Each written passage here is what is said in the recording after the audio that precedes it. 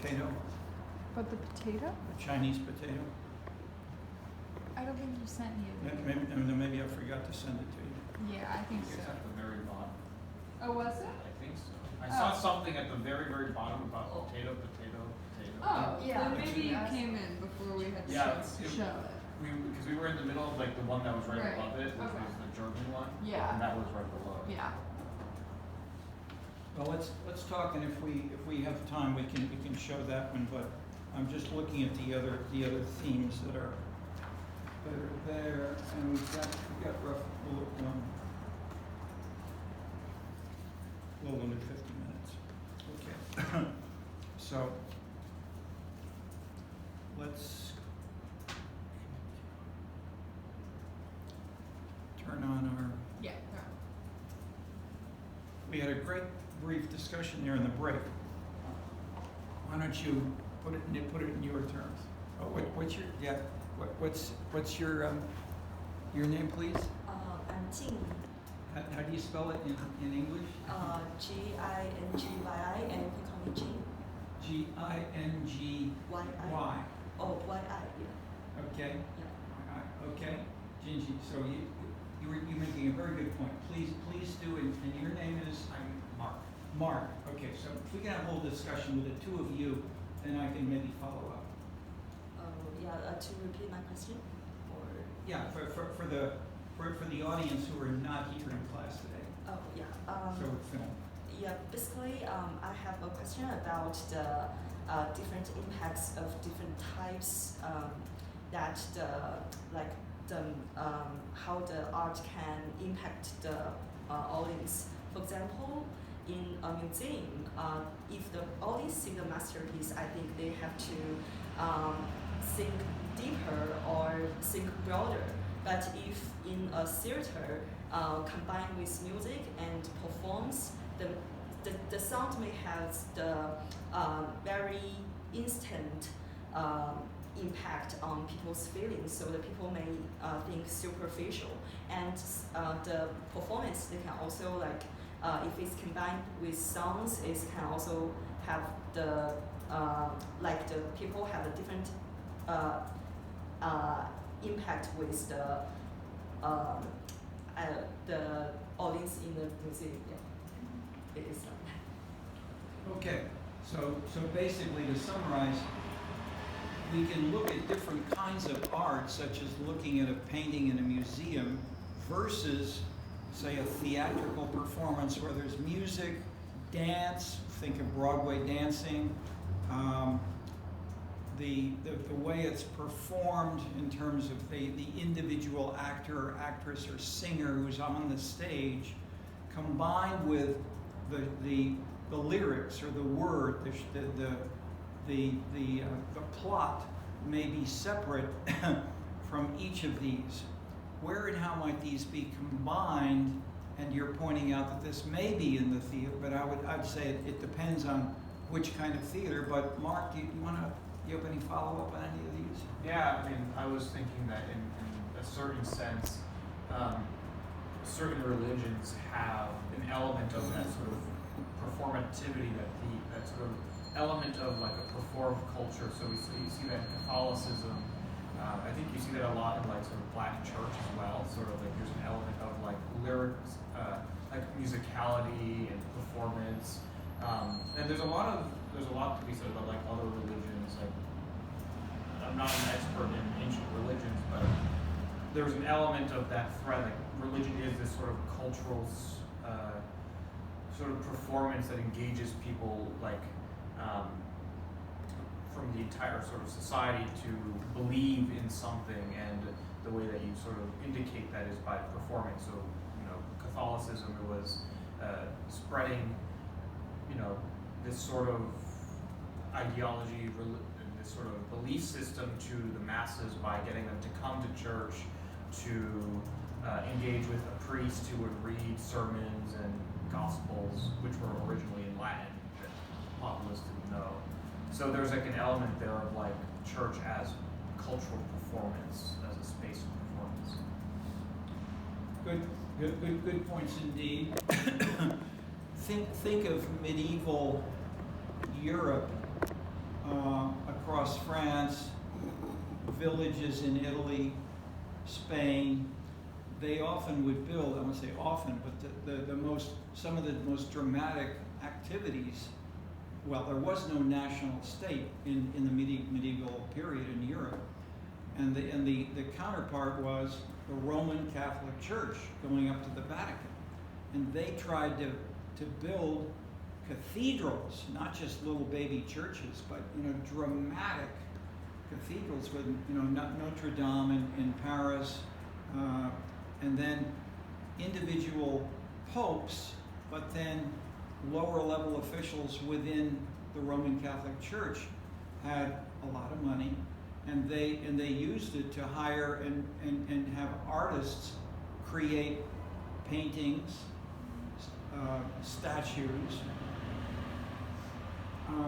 ceilings of churches, and have many frescoes and works of art inside churches in dramatic ways that were drastically different from the Calvinist, austere, simple churches, such as within Budapest, when you had battles taking place between the Protestants and the Catholics.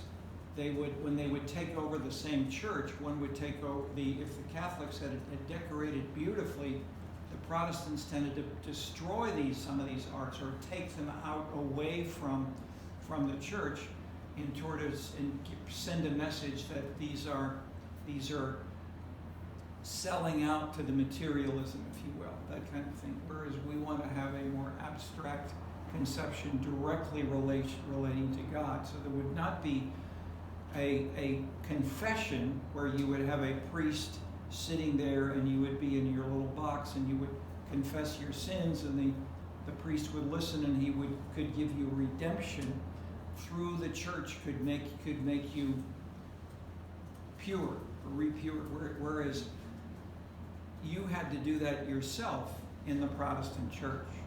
And so that sense of directly connecting to God and reading the Bible yourself is the Calvinist Protestant tradition, which then the English implemented this in their colonies. So in Nigeria, in India, South Africa, the English administration permitted and encouraged, let the churches, let the evangelical churches like Baptist, that is not the Church of England, which was more like the Catholics, but the Baptists, the Presbyterians from Scotland and the like, would build churches and would teach people to read at all in places like South Africa and Nigeria and India and the like. So in that sense, there are differences today.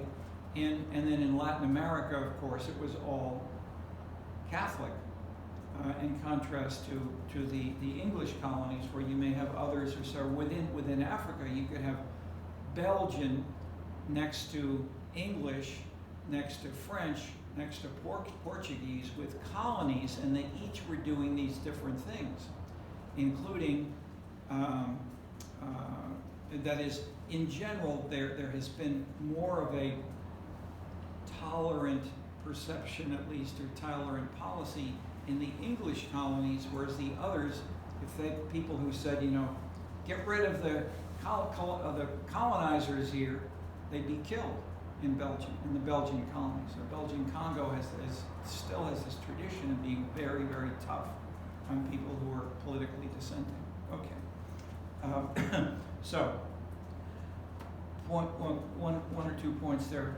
Linking this then about the theorizing, the aesthetic joining of these, but your point about adding types of art together and linking this in a church, as Mark pointed out, that this can happen and potentially happen more, have more impact on legitimating Catholicism and Christianity, which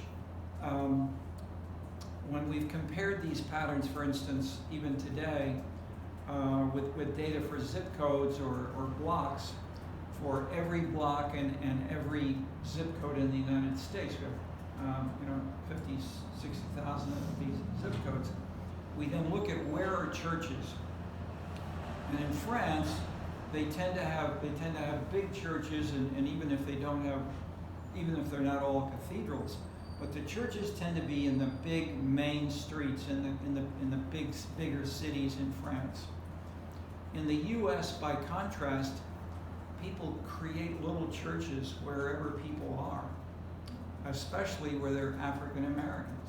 And so you have lots of little Jehovah's Witnesses or individual ministers may have, they call them sometimes storefront churches. They don't have a church at all. They have a storefront that's abandoned, and one minister will come in and either get it for free or get it for a very low price. But the idea is there are lots and lots and lots of little churches in all over, and I'm sensitive to Bronzeville, or if I bike around Chicago.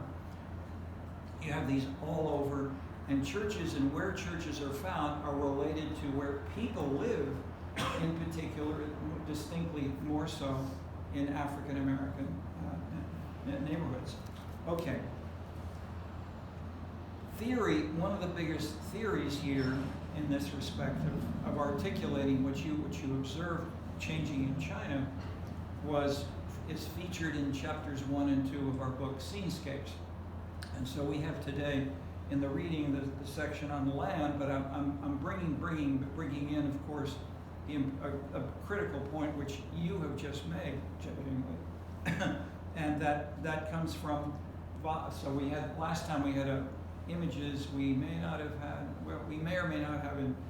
I think it's shown in some of the videos, both by me or by Dan Silver, and then one that was lost, showing Wagner and Levi-Strauss together. Okay, we will talk more about Levi-Strauss, but why Wagner? And the point was he basically destroyed the classical symphony of Haydn, Mozart, Beethoven were destroyed by Wagner. He said those have structured, imposed from the outside, that you have a slow movement, a fast movement, high notes against low notes to define harmony and so forth. No, we're going to do this differently. And the driver is bits of feeling, subjective emotions within the audience. And these then have roots in folk songs, folk music, folk stories about, one flashing forward, Putin has made a movie called Putin's Kiss, which is a continuation of an old German European story, as well as in Mozart's the magic flute, as in Wagner's Brunhilde. So those kinds of themes joining together with the leitmotifs, the thematic musical versions of these feelings, include thousands of these bits, which are then joined together into bigger motifs, into bigger moods, and they can contrast with each other. And these are the structures which are not 1, 2, 3, 4 parts of a symphony. These, and he avoided as well the Italian term opera. He wanted to call these artworks, and then talked about a gesamte Kunstwerk, and a holistic artwork, including all those things you mentioned, the lyrics, the singing, the dancing. And so Hollywood now does this. That is, when they started making movies, said, yeah, we can do this in ways better than more easily.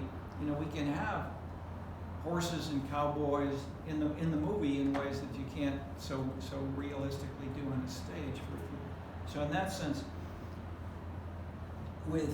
and then taking that, as you mentioned, going to the next phase of social media today, these reach more and more people who can participate.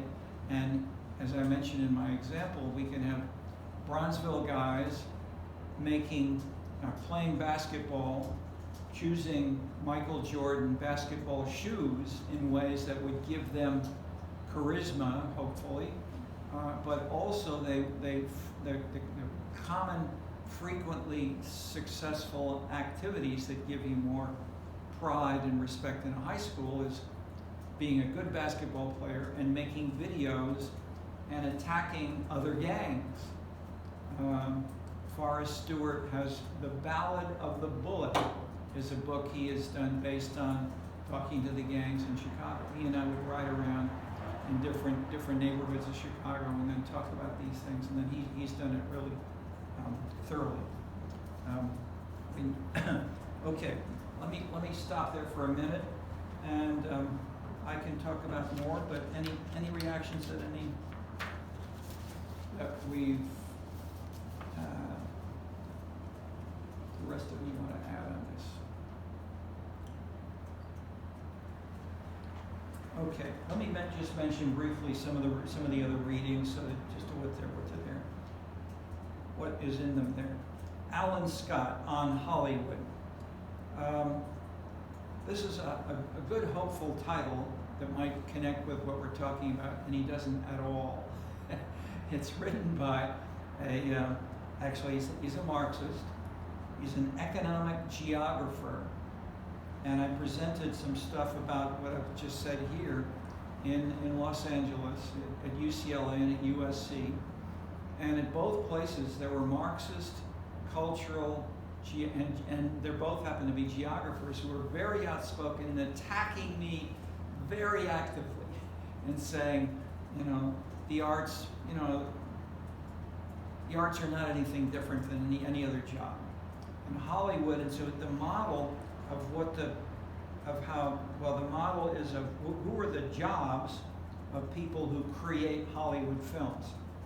So you can have people who are good at jumping on motorcycles and putting bits of the motorcycle jumping into the film, car chases and the like. But then you have people who are makeup artists, there are costume designers, there are musicians, and all these people tend to live nearby each other, and they get more business. So he tries to focus on where do they get more money, and they get more money if they live closer to the bigger studios. Whereas if they live, 30 miles or 50 miles away, they lose business. That's the kind of geographic proximity that he's trying to use, and it's a 19th century theory of the Chicago sociology. Ecological analysis, distance, physical geographic distance is the big driver. It's fine, it certainly is a factor, but when you say nothing about what's the content of Hollywood films, as in this whole title, okay. So one of my answers, so one of the discussions, just to give you an example, these people were attacking me and saying, or that they would say, people in Chicago and people in LA dress the same on the weekend. They dress differently. I mean, where Marilyn Monroe would get dressed up with her makeup when she's going to work, but on the weekend, actors, actresses, we're just like Chicago. So I looked around with the data we had, and I found one simple thing. How many children's clothing stores are there in Chicago, New York, and LA? And there were something like 1,000 in LA, maybe 400 in New York, and maybe 200 in Chicago. That is, the little children in Chicago just don't get those special stores with special dresses and special matching shoes and matching scarves that you expected to wear going to school or being at home when you're in LA. So that is, the point is, the film industry may be a driver, but it is part of the whole LA culture. And I've talked about soul. Soul is the Italy of Asia, and you have a rap song style found featuring these kinds of sensitivities in ways that can make for, and that's the big picture, the big point of the chapter from Scenescapes is on land and how land connects to the theories that we're talking about. just in 2 sentences, Adam Smith said there are 3 classes that are in class conflict. Everybody heard about class conflict in Adam Smith? Almost nobody has heard. No, people, even the economic majors don't pay attention to this. But Adam Smith uses landowners, capitalists, and workers. How many classes are there in Marx? Between, say, under capitalism? I was just thinking like maybe workers And capitalists. and capitalists and Bourgeoisie and proletariat. That you could call them proletarians, but basically proletarians and capitalists, 2. The point is Marx killed the landowners as a class. He didn't, and he wrote a book that wasn't published until the late 1930s by the Russians founded it and published in 1937. I think it's called the Economic and Philosophical Manuscripts of Marx. And he's hating the beauty of the countryside that is written about in English poetry and how much English love farmers and growing their gardens themselves. Working in the gardens is a very powerful English kind of tradition. And so Marx didn't want to have this. So this is false consciousness. So in that sense, the one point of land is that land got dropped by the Marxists, but so did many of the others. Adam Smith and Malthus talked about this, but it dropped out. Then it came back with Marshall in the late 19th century, and it's of course being stressed by what we're doing now in scenescapes. So scene is in part a geographic location, but what we stress is what is the meaning and the emotional power in forming, say, a Berkeley versus a Des Moines or between an exciting performance versus a gas station. And so where the culture and the meaning and the emotions associated with these institutions are interesting here. So by contrast, the total opposite is taken in the next reading. Elizabeth Kerr, this was her PhD. It's called the Warhol economy. And the point is, the arts can be drivers of style, which can in turn lead to sales and to money. And she did her field work going to nightclubs and dancing in Manhattan and seeing people from clothes designers, popular music composers and dancers,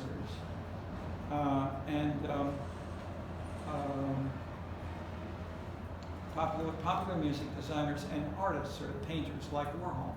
So these 3 kinds of people were all thinking about taste, color, combinations of colors, hem length. You know, do you show more flesh around the neck or around the knees, or what, and in what way, how much, what colors go with what, etc., etc. And so what she points out is how much each of these 3 kinds of art influenced one another, and that in turn led to new styles in clothes, and then how they then used marketing and combining with advertising in the fashion magazines to sell new styles, etc., etc. Okay, Christina Sakamoto is a more statistical analysis, which asks the same analytical question of the last 2 readings. What drives what? How much do the arts drive jobs, or are the arts driven by money? And so these are, I'm simplifying a little bit to say it's either the one or the other. It can be, clearly it can be both. But what she did was to get data, and she worked for 7 years, and we worked very actively on this, and it's her PhD, is where and how, and so how can we measure in a chicken and egg analysis? That is, which came first, the chicken and the egg? And the answer is you need to have continually both, but if you have one egg, then you can have one chicken, and then you can look over time and then see how much of a growth in the number of arts jobs, and does that rise in arts jobs, if the rise in arts jobs comes first, and then after that you have a rise in non-arts jobs, implies that the arts, such as the Elizabeth Currid example, if you have a dramatic new dress, and you've got to have this kind of dress and throw out your old dresses, buy new ones, then that's creating more sales for boutiques that are selling dresses, rather than people making more money in a boutique, and after they make the money, then they buy art. So you can measure total arts jobs in a city or a neighborhood, and then try to see how much the one or the other, or combined. We've got well, okay. We have at least two of you talked about China with Chinese examples. Probably you don't know about, or either of you two ever hear of this song called "Potato, Potato, Potato"? Probably not. Okay. Can we show it? Can we show it now? Okay. I'll tell you background while she's getting set up. There was a woman who was active and a member of the Communist Party, relatively educated, but she had no knowledge about farming or growing food, but she knew that China was importing massive numbers of wheat and other things from the United States, and that the population in China was growing. This is 20 years ago, before the one-child policy. It was growing too fast. There's not enough food to feed the Chinese. And that what's the main staple of China? It's rice. Okay, but rice takes a lot of land to grow lots of China for lots of people. So potatoes, the Chinese realized, potatoes are much more efficient in growing more food stuff per square meter. That is, you can grow a lot. You can grow lots of potatoes that than rice. So they start. So the government, the national government, started to subsidize. Go ahead and start. A population as big as China's requires an enormous amount of resources and food. More than China's farmland can naturally produce on its own. The Chinese government recently reported that its farming practices are too intensive to be sustainable. The problem is that China's demand for food has been growing more quickly than its supply. Last year, the Chinese government decided on a bold solution. Potato? To transform the potato into one of the country's staple foods. But in a country famed for its rice consumption, getting people to love the spud will require a persuasion campaign of epic proportions.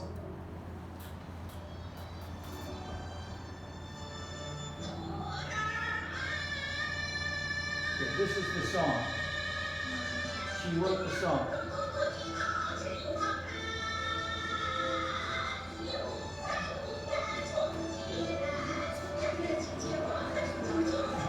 Mashing, chewy, and organic.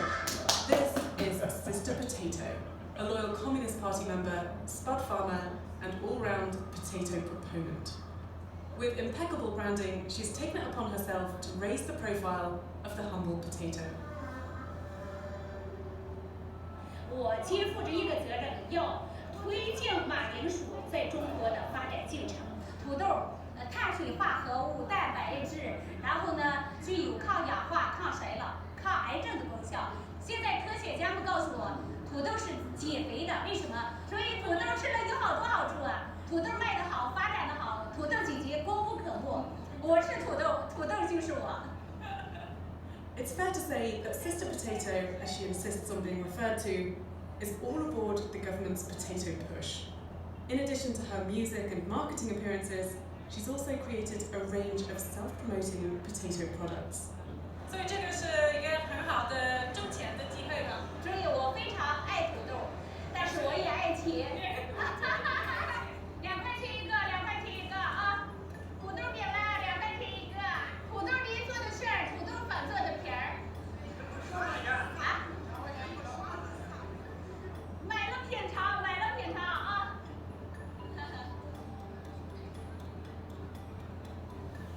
在这里，你要尝一尝吧。这是土豆面包。怎么样？你觉得呢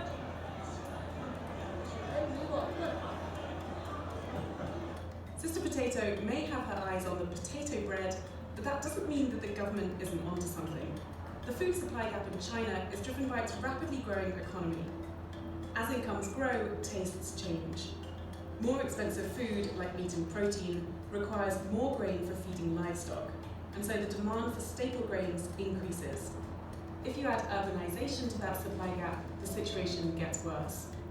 Rampant development has left 60% of China's groundwater polluted, and over 3 million hectares of farmland too contaminated to grow crops. That's larger than Massachusetts. With a shortage of crops, China will need to increasingly rely on foreign exports from its current key food supplier, the United States. And China's dependence on the US is just not in their game plan. We met with Carlos Rock-Pelnis, an ethnoecologist and potato expert based out of Beijing. Why is the government putting so much effort behind this potato push? So potatoes, they are easy to grow. They grow in bad soils. The water requirements are low. You don't need irrigation necessarily, so it's cheap. It creates kind of farming where you don't have to be on the land as much. China is in fact already the world's largest producer of potatoes. But because of China's sheer size, this output is still not enough to propel the potato into the realms of a national staple crop. I mean, surely if anyone can succeed, China can succeed. It's a one-party government, it's got the ability to push policies left, right, center. It's a little bit of the Ministry of Agriculture versus the housewife, and you never know. You really don't know who's going to come out on top. How difficult is it to change that mindset and to get Chinese people to embrace the potato? It seems that it will be fairly difficult. Potatoes as a spud, like an actual, round potato, it's seen as not Chinese, it's foreign, and it seems as something that poor people would eat. And then products that are based on potato starch are just kind of a little bit creepy. 这是我们叫火星土豆泥，我们是看了电影的这个火星救援之后，他只吃土豆，我就想我说我能不能创意一道菜这样呢我就想模仿火星上的感觉。这道菜呢我是希望避险的吃的。Beijing-based entrepreneur Wang Dafei is jumping on the potato bandwagon. 那我们也希望能够通过餐厅的方式，跟国家一起来推动这个土豆的主粮化的这样的一个战略实施。His new potato-themed restaurant opened last year. Its potato punters seem to be enjoying the anomaly, but whether the Chinese can accept the potato as a staple food remains to be seen. 如果你只能吃米饭还是土豆，你最喜欢吃什么？米饭。为什么？这是习惯嘛，习惯的饮食习惯。你呢？我也是米饭。米饭，为什么？因为我应该就是配菜。Undeterred, Dafei has grand plans to change that mindset, one potato at a time. 不光是说国家来推动，而更多的是这个我们这个市场消费者也会慢慢的去接触他只要尝试过的话，他就会觉得这个东西会很好。And in the interim, our favourite sweet potato is ardently ensuring that her stellar spuds remains centre stage.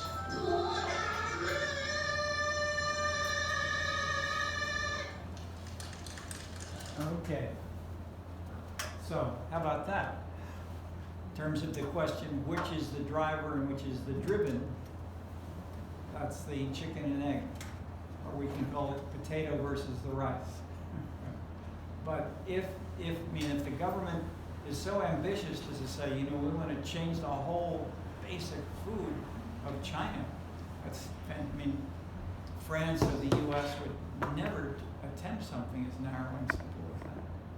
Or that is dramatically transformational in a simple policy, but which is hugely ambitious. Okay. Well, she wrote this song herself. She just showed up at a meeting of potato growers and she sang it, and it was so dramatic that people said, hey. And so there was a BBC initial, a longer video. I heard of it first. And then we found this. And I will leave it. I mean, I think it's a dramatic illustration of the bigger theories that we've been talking about.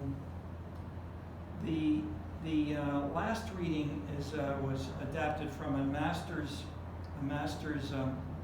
thesis here in the MAPS program by Yasmin Arakan called "The Arts and Community Development: Identifying the Opportunity Neighborhoods for Artist-Led Revitalization." And basically, we took the data we had for all of the zip codes in the U.S. and divided them up in terms of income, and then also minority Mexicans and African Americans. Tried to see how much these differed in the relative impact of the arts. So if we check the chicken and egg kind of question, how much is driver, which is driven? The map that I showed you before, I think last time, we showed you that the results tend to be more in the Midwest and the South. The jobs drive the arts, or they come first, whereas on the two coasts, they're more often the opposite. So Southern California, Washington up through Maine, you tend to have the arts coming first, and that tends to lead to changing numbers afterwards.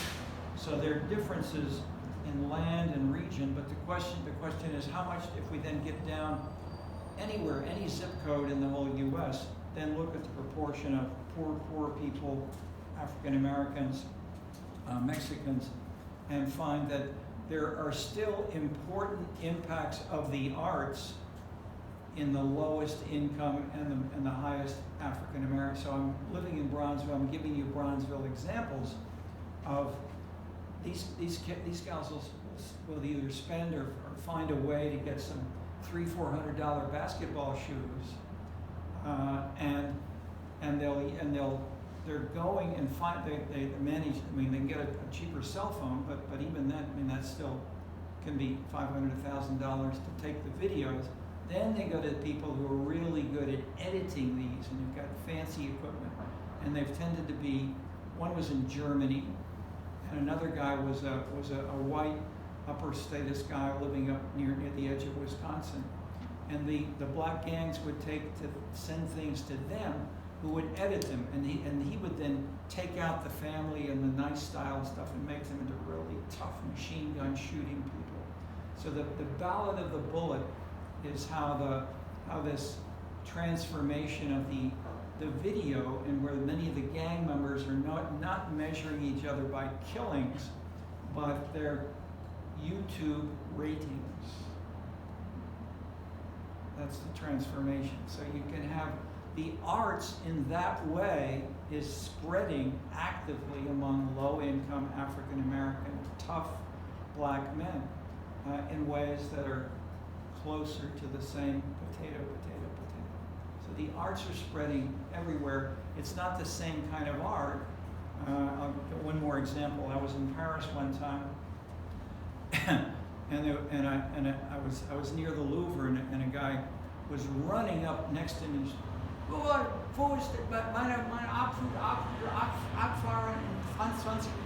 bus is going to leave in 20 minutes. I want to see the Mona Lisa. Where do I go?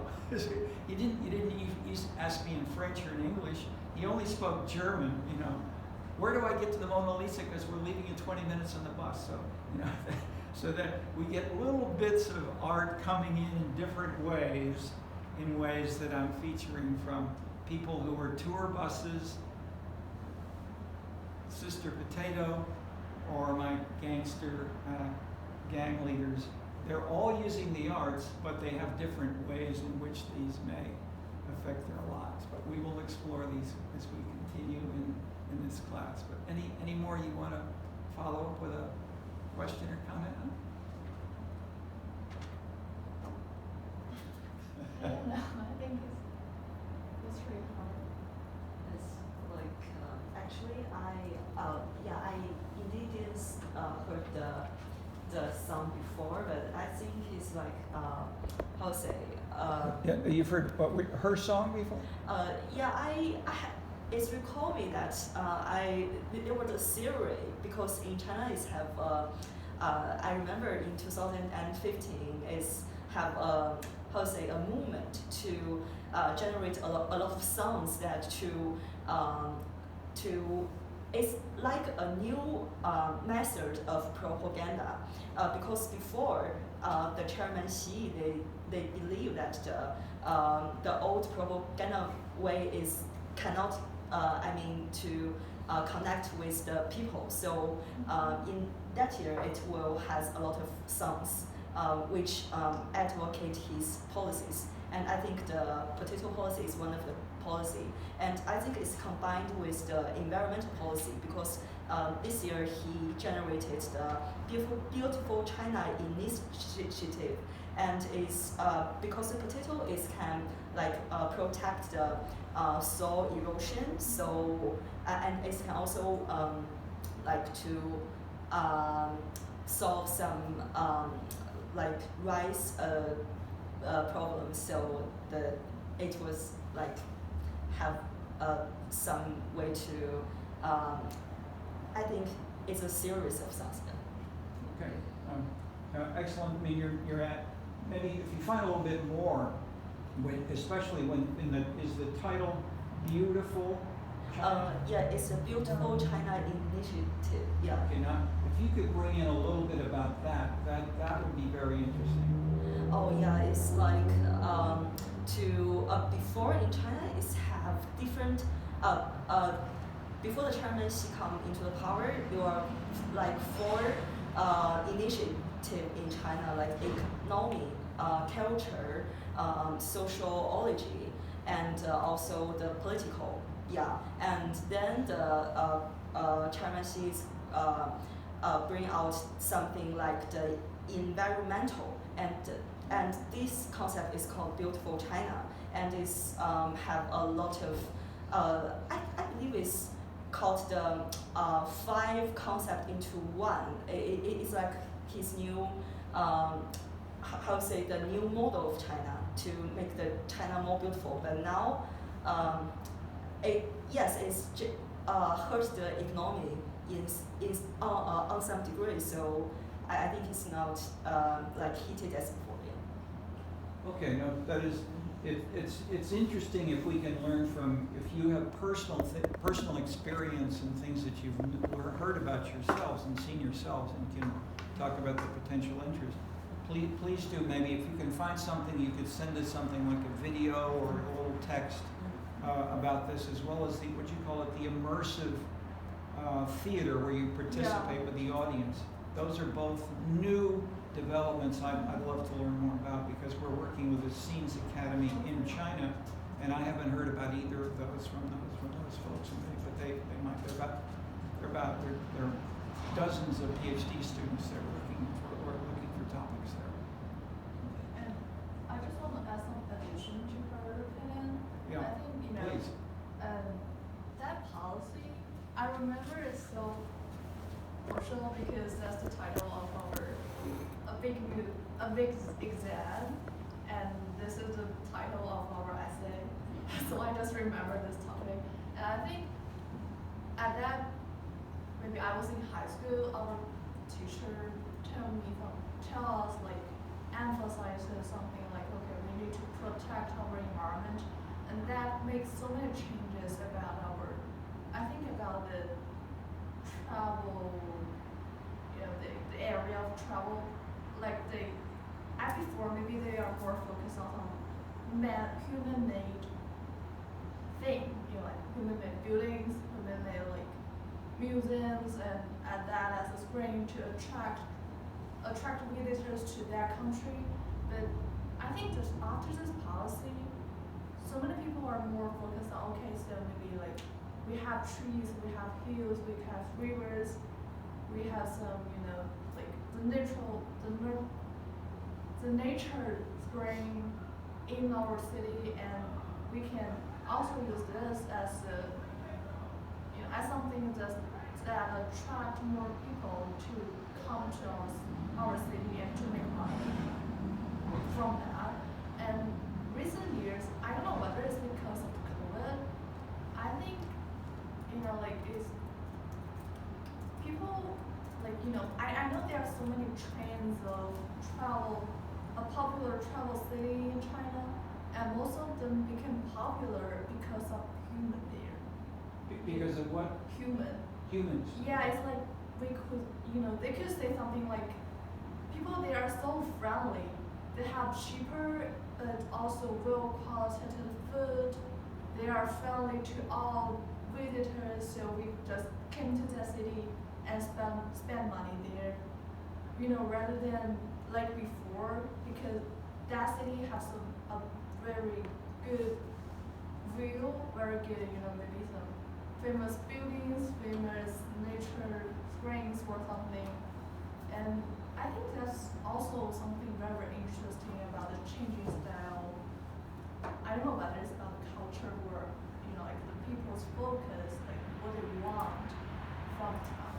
Yeah, this is bigger and complicated, but if you can find something written or documented with some comparisons with some kinds of examples, concrete examples, that would be great to, again, to document these as new, either big social, that is the social context of the arts is very much what we're trying to do here. And both of your examples are excellent here, so please help us as we're trying, as you see, we're often going to compare the US, France, and China, because these are salient participants right now. Okay, thank you folks. Onward and good discussion.